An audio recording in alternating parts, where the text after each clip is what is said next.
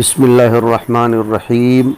والصلاة والسلام علی رسول اللہ الامین وعلی آلہ وصحبہ الطیبین الطاہرین الی یوم الدین اما بعد۔ روایت ہے اس کے بعد حدثنا نصر بن عاصم الانطاکی، اور جا رہی ہے روایت عن ابی سعید الخدری رضی اللہ عنہ وانس بن مالک رضی اللہ عنہ۔ یہ لطیفۃ الاسناد ہے کہ کوئی روایت دو صحابہ سے مروی ہو۔ عن رسول اللہ صلی اللہ علیہ وسلم قال سیکون فی امت اختلاف وفرقۃ قوم یحسنون القیل ویسیئون الفعل، قول اور فعل میں تضاد ہوگا۔ یقرؤون القرآن لا یجاوز تراقیہم، یمرقون من الدین مروق السهم من الرمیۃ، لا یرجعون حتی یرتد علی فوقہ، ہم شر الخلق والخلیقہ، طوبى لمن قتلهم وقتلوه، يدعون إلى كتاب الله وليسوا منه في شيء، من قاتلهم كان أولى بالله تعالى منهم، قالوا يا رسول الله ما سيماهم، قال التحليق۔ یہ روایت میں جو آیا کہ لا يرجعون حتى يرتد على فوقه، کہ یہ لوگ دین اور امام کی اطاعت کی طرف نہیں لوٹیں گے جب تک کہ تیر لوٹ کر اپنے فوق کی طرف نہ آ جائے۔ تیر کا چھوٹ جانے کے بعد اپنے فوق کی طرف آنا محال ہے، اس طرح ان لوگوں کا دین کی طرف لوٹ کر آنا محال ہے۔ اس کو کہتے ہیں تعلیق بالمحال، جیسے حتی یلیج الجمل فی سم الخیاط، اور جیسے حتی یعود اللبن فی الطرع۔ فوق کہتے ہیں تیر و کمان میں جو تانت کی وہ جگہ جہاں تیر رکھ کر چلاتے ہیں اس کو سوفار کہتے ہیں۔ تو ان کا دین کی طرف لوٹنا از قبیل محال ہے۔ ہم شر الخلق والخلیقہ، تمام مخلوق میں سب سے بدتر، مسلمین میں سب سے بدتر، یعنی تمام مخلوق سے مراد مسلمین میں سب سے بدتر، اور خلیقہ سے مراد دوسرے لوگ اور جانور۔ فطوبى لمن قتلهم، خوشخبری اور بشارت ہے اس شخص کے لیے جو ان خوارج کو قتل کرے، اور ان کے لیے بھی جن کو یہ خوارج قتل کریں، اس لیے کہ وہ شہید ہوں گے، اور جو قتل کرے گا وہ ایک فرقہ ضالہ اور نظریات حدامہ اور اقوال اباطیل کے اصحاب کو قتل کرے گا، اس لیے ان کو قتل کرنے والا بھی خوشخبری کا مصداق، اور جو ان کے ہاتھوں سے قتل ہو وہ بھی خوشخبری کا مصداق۔ اور روایت میں آیا کہ بظاہر یہ لوگوں کو کتاب اللہ کی طرف بلائیں گے، کتاب اللہ کی تعلیمات کی طرف بلائیں گے، حقیقت میں ان کو اللہ کی کتاب سے کوئی لینا دینا نہیں ہوگا، اس لیے کہ ان کے دل کی نیتیں، ان کی مرادیں یہ ٹھیک ٹھاک نہیں ہوں گی، ظاہری دکھاوا کریں گے۔ جو شخص ان سے قتال کرے گا میری امت میں تو وہ سب سے زیادہ اللہ کا قرب حاصل کرے گا ان لوگوں کے مقابلے میں جو ان سے قتال نہیں کرے گا۔ پتہ چلا کہ جو لوگ اس طرح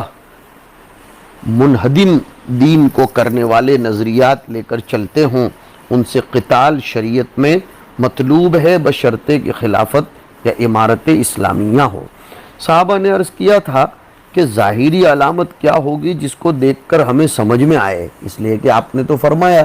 وہ قرآن بھی پڑھتے ہوں گے، قرآن کی طرف دعوت بھی دیتے ہوں گے، روزے بھی رکھتے ہوں گے، تو ہمیں پتہ کیسے چلے گا کہ یہ لوگ فرقہ باطلہ کے لوگ ہیں؟ آپ نے فرمایا ان کی علامت یہ ہے کہ وہ بار بار سر حلق کرواتے رہیں گے، اور اس کے بعد والی روایت میں اور ایک لفظ آیا ہے التسمید، یعنی حلق شعر میں مبالغہ کریں گے، سر پر بالوں کو جمنے ہی نہیں دیں گے، بار بار سر حلق کروائیں گے۔ فَإِذَا رَأَيْتُمُوهُمْ فَأَنِيمُوهُمْ، جب تم ان کو دیکھو ان کو سلا دو، ختم کر دو، ان کو بالکل جینے کا حق نہیں ہے، اس لیے جہاں وہ سر اٹھائیں ان کو سلا دو۔ جی ہاں، تحلیق امام احمد رحمۃ اللہ علیہ کی ایک روایت میں اسی لیے مکروہ ہے کہ وہ خوارج کی علامت ہے سوائے حج و عمرے میں، لیکن اب یہ علامت ان کی نہ رہی، اس لیے اب کے علماء کرام نے اس کو مکروہ نہیں فرمایا، لیکن بلا وجہ کے بالکل سر کے بال کو حلق کروا دینا، اس کے اصول سے ختم کر دینا، یہ مرد کے لیے بھی مطلوب نہیں ہے۔ یہ الگ بات ہے کہ کتاب الطہارت میں حضرت علی رضی اللہ تعالیٰ عنہ کی حدیث آئی کہ فمن ثم عادیت رأسی فمن ثم عادیت رأسی، یہ حضرت علی رضی اللہ تعالیٰ عنہ کا اپنا تفرد اور ان کا غلبہ حال تھا، اور اس چیز میں حضرت علی رضی اللہ تعالیٰ عنہ کی متابعت سوچ سمجھ کر کرنی چاہیے۔ یہ ایک روایت تھی جو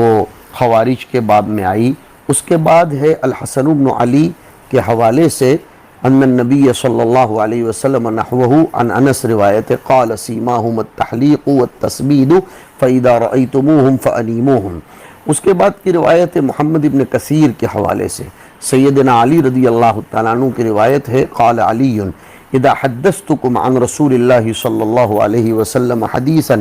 فلأن اخر من السماء احب الی من ان اکذب علیہ واذا حدثتکم فیما بینی وبینکم فإنما الحرب خدعة سمعت رسول الله صلى الله عليه وسلم يقول يأتي في آخر الزمان قوم حدثاء الأسنان سفهاء الأحلام يقولون من خير قول البرية يمرقون من الإسلام كما يمرق السهم من الرمية لا يجاوز إيمانهم حناجرهم فأينما لقيتموهم فاقتلوهم فإن قتلهم أجر لمن قتلهم يوم القيامة۔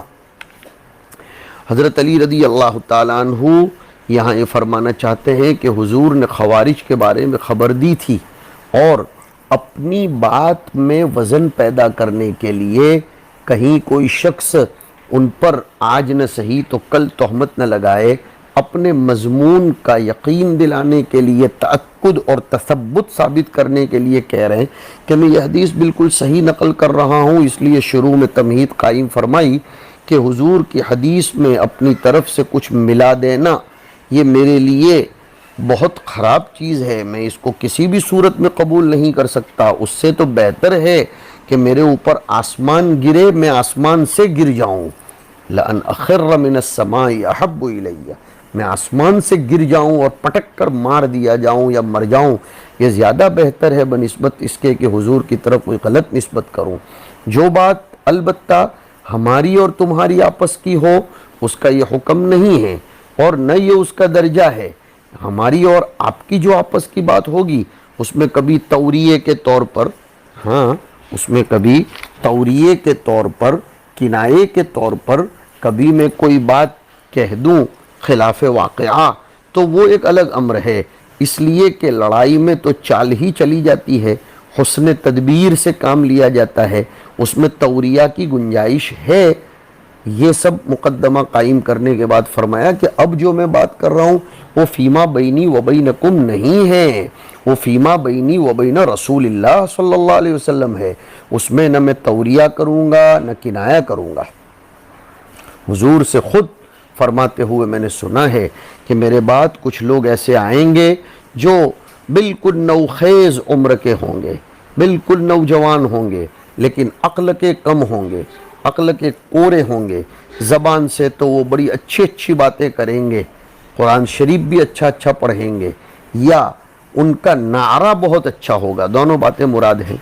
نعرہ اسی لیے تو ان خوارج کا تھا کہ لا حکم الا للہ، اس نعرے سے بہت سے لوگ بھرم میں آ سکتے ہیں، اس لیے اس زمانے میں بھی میں آپ طلب عزیز کو جو مستقبل کے قائد بننے والے ہیں، رائد بننے والے ہیں، یہ کہوں گا کہ کسی کے نعروں سے اور ان کی خوش اسلوبی سے، عمدہ الفاظ سے بھرم میں آنے کی ضرورت نہیں ہے۔ یاد دلاتا ہوں عمر ابن عبدالعزیز رحمۃ اللہ علیہ کا وہ خط جو آپ نے یاد کر لیا ہوگا، اس میں دیکھیے جمہور علماء جس طرف ہوں وہ حق ہونے کی علامت ہے۔ نعرے چاہے کتنے اچھے لگائے جائیں، خلافت کے نام سے ہوں یا تحکیم کے نام سے ہوں، اقامت دین کے نام سے ہوں، جہاد کے نام سے ہوں، نظام مصطفوی کی اقامت کے نام سے ہوں، لیکن حقائق، دقائق اور گہرائی کی طرف جانے کی سخت ضرورت ہے۔ ہمیں بھانپ لینا چاہیے اور اچھے طریقے سے سمجھ لینا چاہیے۔ نقشوں کو تم نہ جانچو، ذرا اندر بھی جا کے دیکھو کیا چیز جی رہی ہے، کیا چیز مر رہی ہے۔ ہمیں علماء کرام کو عالمانہ سوچ کے ساتھ چلنا بہت زیادہ ضروری ہے۔ اس کے بعد کی روایت ہے حدثنا الحسن بن علی، اور روایت جاری ہے اخبرنی زید بن وہب الجہنی انه كان في الجيش الذي كانوا مع علي الذين ساروا الى الخوارج فقال علي رضي الله عنه ايها الناس اني سمعت رسول الله صلى الله عليه وسلم يقول يخرج قوم من امتي يقرؤون القرآن ليست قراءتكم الى قراءتهم شيئا۔ الفاظ کی ادائیگی، یہ تو تمہاری قرات ان کی قرات کے مقابلے میں کچھ نہیں ہوگی۔ ولا صلاتكم الى صلاتهم شيئا، بظاہر وہ ایسے نماز پڑھیں گے، دکھتا ہوگا بڑے خشوع و خضوع سے، تمہیں اپنی نماز ان کے نماز کے مقابلے میں کچھ نہیں لگے گی۔ ولا صیامکم الی صیامہم شیئا، ان کے صیام حسن اور خوبصورتی سے بھرے ہوں گے، تمہارے صیام بظاہر ان کے روزوں کے مقابلے میں کچھ نہیں ہوں گے، لیکن حقائق سے خالی۔ یقرؤون القرآن یحسبون انہ لہم وہو علیہم، وہ قرآن پڑھیں گے، ایسا سمجھیں گے کہ یہ پڑھنا ہمارے حق میں نافع ہے، حالانکہ یہ ان کے خلاف حجت بنے گا۔ اعتقادات باطلہ چونکہ انہوں نے اختیار کیے، اہوائے زائغہ اختیار کیے، اور یہ قرات ان کی قبول نہیں کی جائے گی، یہ بجائے ثواب کے عقاب بنے گی۔ لا تجاوز صلاتهم تراقیہم، اس لیے کہ صرف الفاظ ہی الفاظ ہیں، خشوع و خضوع، استقامت یہ اندر کی چیزیں ہیں۔ قد افلح المؤمنون الذین هم فی صلاتهم خاشعون، اشارہ سمجھیے۔ یمرقون من الاسلام کما یمرق السهم من الرمیہ، لو يعلم الجيش الذي يصيبونهم ما قضي لهم على لسان نبيهم صلى الله عليه وسلم لاتكلوا عن العمل،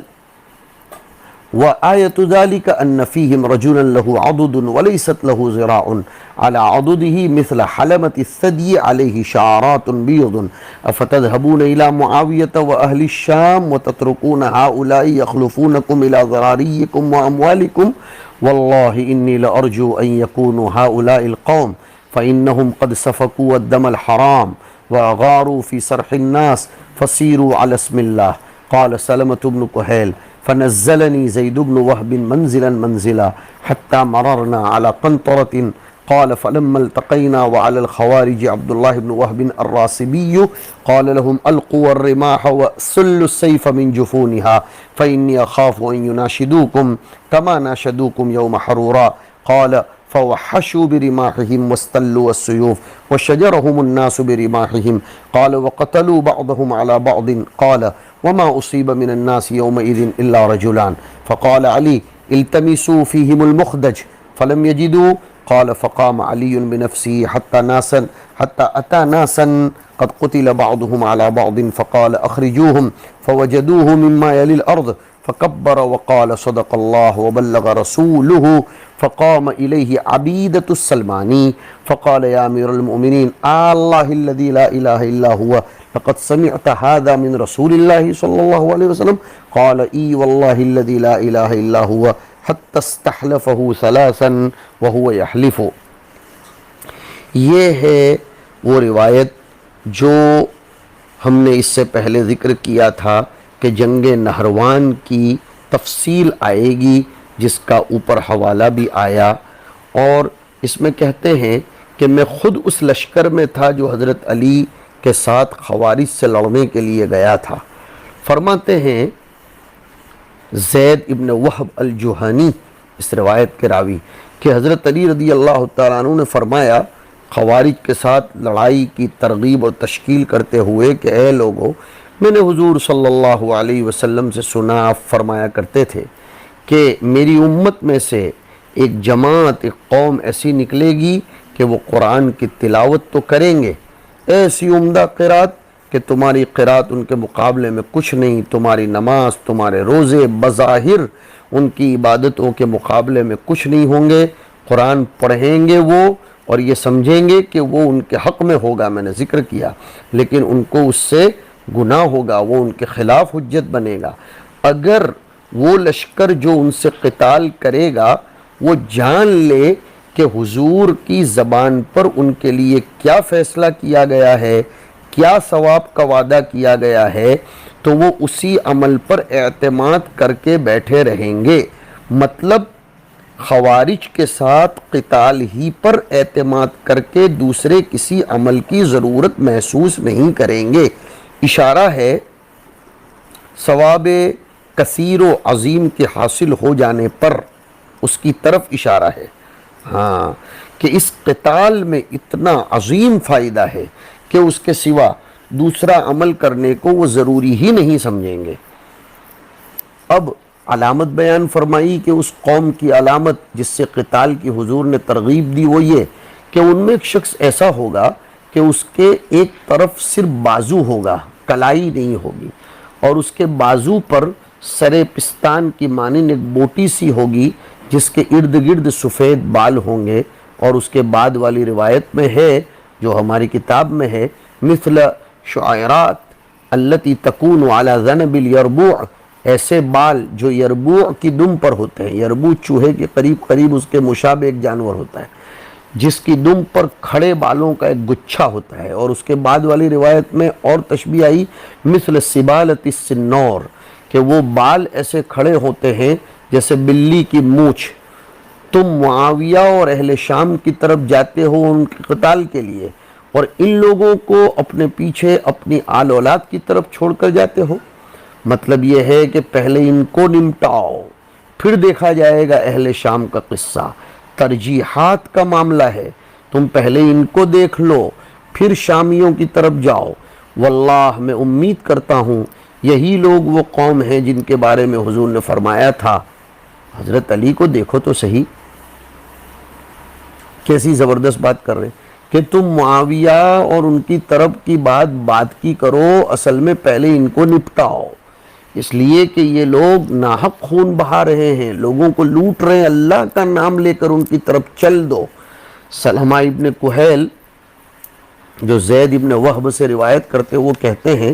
کہ زید ابن وہب نے مجھ کو اس لڑائی کے منازل میں سے ہر منزل پر اتارا، پوری تفصیل سے انہوں نے واقعہ بیان کیا منزل بمنزل، یہاں تک کہ چلتے چلتے ہمارا گزر ایک پل پر ہوا، قنطرہ دبرجان۔ زید ابن وہب کہتے ہیں جب ہمارا اور ان کا آمنا سامنا ہوا،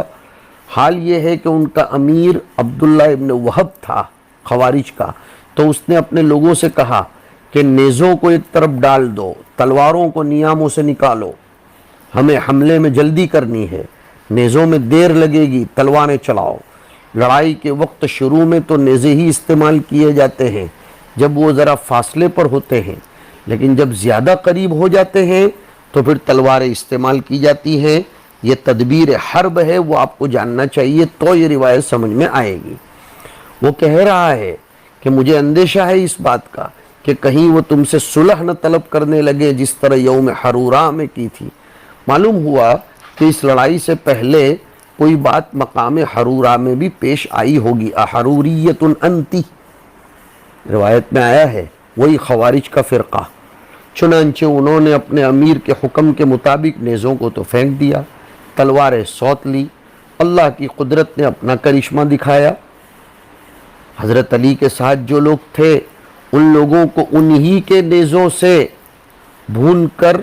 ختم کر کے رکھ دیا۔ حضرت علی کے جو ساتھی تھے انہوں نے ان خوارج کو انہی کے نیزوں سے بالکل سر جدا کر کے رکھ دیا، جن نیزوں کو انہوں نے اپنی امیر کی ہدایت پر پھینک دیا تھا، وہی نیزے حضرت علی کے لشکر کے ساتھیوں کو کام آ گئے۔ اللہ کا فیصلہ ہوتا ہے۔ اور وہ اس طرح مارے گئے کہ ناشوں پر ناشیں پڑی ہوئی تھی، ڈھیر پڑے ہوئے تھے، اور اصحاب علی میں سے اس لڑائی میں صرف 2 آدمی مارے گئے۔ خوارج کی تعداد 8000 کے قریب تھی، اکثر مارے گئے۔ جب لڑائی کا خاتمہ ہوا، سیدنا علی اور ان کے لشکر کو جو اہل حق تھے فتح یابی ہوئی تو حضرت علی نے فرمایا کہ اس ناقص الید کو مقتولین میں تلاش کرو تاکہ ہمیں یقینی طور پر معلوم ہو جائے، عین الیقین ہو جائے کہ جس قوم کی حضور نے نشاندہی فرمائی تھی یہ وہی لوگ تو ہیں۔ وہ آیا تھا نا مخدج الید، مسدون الید، ان کی علامت جو بتائی تھی، لوگوں نے تلاش کیا، ان کو تلاش سے کوئی ایسا شخص مل نہیں پایا۔ حضرت علی خود کھڑے ہوئے تلاش کرنے کے لیے، یہاں تک کہ وہ تلاش کرتے کرتے مقتولین کے ایک ڈھیر پر پہنچے جو ڈھیر کسی گھڑے میں تھا۔ حضرت علی نے فرمایا کہ ذرا ان کو نکالو، ہو سکتا ہے ان میں ہو۔ چنانچہ وہ جو تھا مخدج الید، ناقص الید، وہ سب سے نیچے ملا۔ حضرت علی نے اس کو دیکھ کر نعرہ بلایا، اللہ اکبر،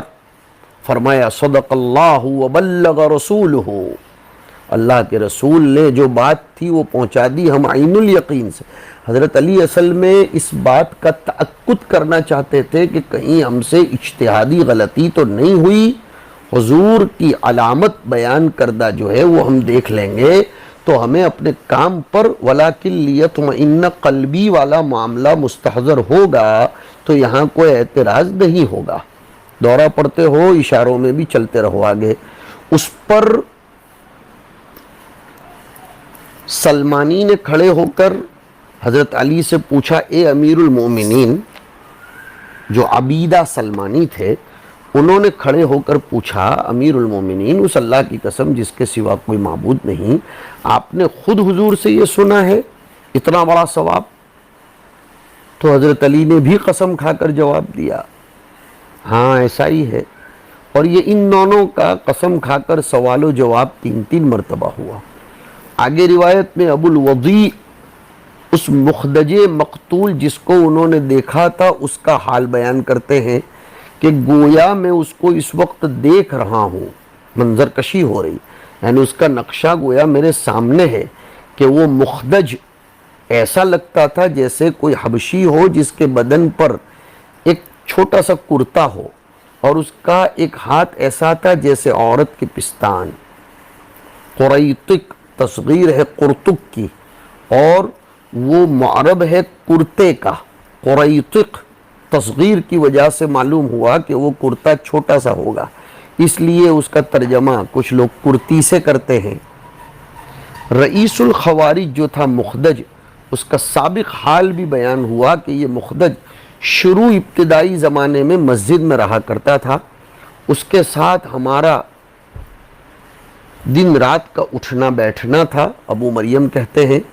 اور وہ دراصل نادار اور فقیر آدمی تھا، مسکینوں کے ساتھ حضرت علی کے لنگر کھانے میں فائدہ اٹھایا کرتا تھا، کھات پیت کرتا تھا۔